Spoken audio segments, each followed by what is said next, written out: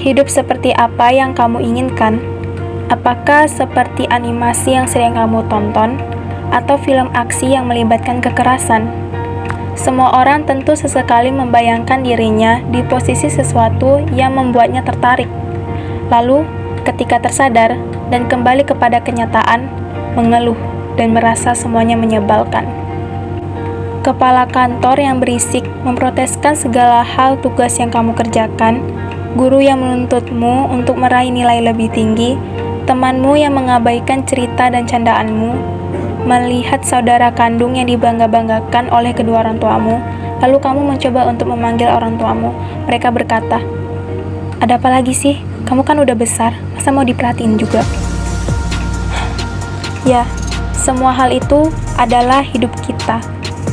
Ketika kamu merasa semuanya menyebalkan, kamu akan mencoba bertahan sementara, menunggu saat-saat yang tepat untuk membuka suara.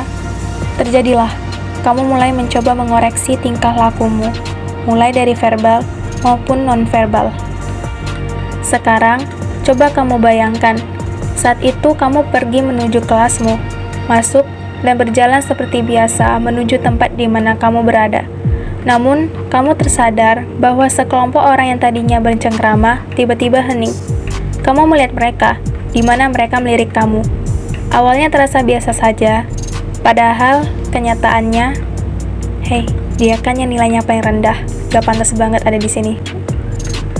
Kamu mendengar hal itu, sumber kelemahanmu yang mereka bicarakan.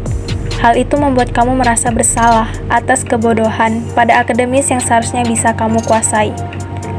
Coba kamu bayangkan lagi.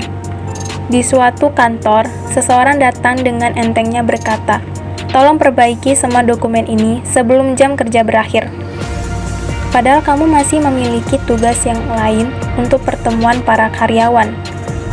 Hanya dengan senyum tipis cara kamu membalasnya, tentu tidak memungkinkan membuat kamu untuk menahan rasa emosional yang semakin berkecambah. Kamu membayangkan melempar semua dokumen itu ke hadapan wajah atasanmu, lalu membanting komputer serta keyboard dan pergi dengan rasa emosional yang meledak-ledak. Kembali dari lamunanmu, mengharapkan sesuatu yang tidak seharusnya ada dalam pikiranmu. Tahukah kamu, semua itu adalah penyesuaian diri yang menyimpang. Ciri-ciri orang yang dapat menyesuaikan diri dengan baik adalah seseorang yang bersikap toleransi, berpikir rasional, mengendalikan emosional, memanfaatkan pengalaman, dan mengembangkan kualitas diri.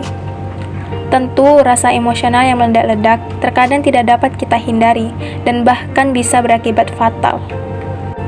Seperti para remaja, di mana masa ini adalah masa peralihan menuju masa dewasa. Ini sangat rawan. Mengapa demikian? Mereka mulai memperhatikan diri dan membandingkan atau menyetarakan diri dengan teman sekelompoknya.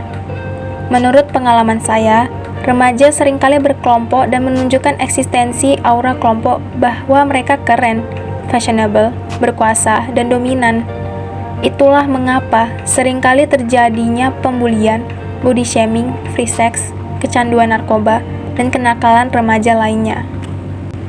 Miris dan sedih rasanya ketika mendengar berita seorang remaja mengalami depresi akibat pembulian yang dialaminya selama masa sekolah dan berujung kematian. Gangguan lain yang dapat diakibatkan karena penyesuaian dirinya yang tidak baik adalah seperti kecemasan, menjauhkan diri dari lingkungan sosial sehingga lebih senang sendiri dan berfantasi, bersikap agresif sehingga merugikan orang lain, penyimpangan seksualitas, serta sikap antisosial. Sikap-sikap orang yang membuat kita berpikir dunia ini bukan untuk kita atau dunia ini menyebalkan, bahkan mengsumpah serapah orang-orang bukanlah hal yang dapat kita pikirkan atau lakukan ketika dilanda kekesalan yang teramat tinggi. Beberapa hal yang dapat dilakukan apabila mulai merasa seperti itu: menenangkan pikiran dan hati. Ketika konflik di antara kedua belah pihak, cobalah untuk mencari tempat di mana terasa rileks dan santai. Katakan kepada orang tersebut bahwa kamu butuh waktu untuk menenangkan diri. Terus mencoba berpikir positif dan rasional. Ketika dikuasai oleh emosi, pikiran tidak dapat berjalan dengan baik, sehingga memungkinkan untuk bertindak pasif agresif. Maka dari itu, jauhkan pikiran-pikiran negatif dan cobalah untuk menjernihkan pikiran agar kerasionalanmu kembali.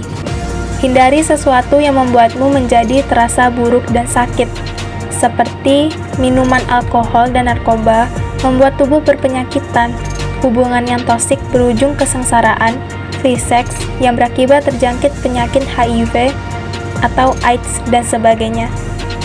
Mencari hal-hal positif sebagai suatu kebiasaan.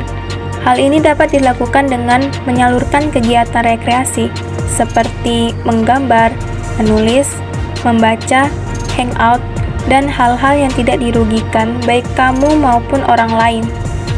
Bertawakal kepada Tuhan dan optimis menjalani kehidupan. Sebagai makhluk penciptanya, sudah sepatutnya bersyukur atas rahmat dan inayah yang diberikan dengan cara berdoa, beribadah, serta melakukan apa yang dibenarkan oleh Tuhan dan menjauhi apa yang dilarangnya. Tidak lupa untuk percaya diri, melangkah maju untuk menjunjung kesejahteraanmu dan kamu berhak atas kebahagiaanmu. Serta perlu adanya mengingatkan satu sama lain tentang betapa pentingnya kesehatan mental itu. Jadilah orang yang berpikir positif dengan niat yang baik untuk membantu sesama agar mencapai mental yang sehat. Tidak lupa untuk selalu mencintai diri, karena siapa lagi yang akan peduli jika itu bukan dari kita sendiri. Salam sehat dari saya, Putri.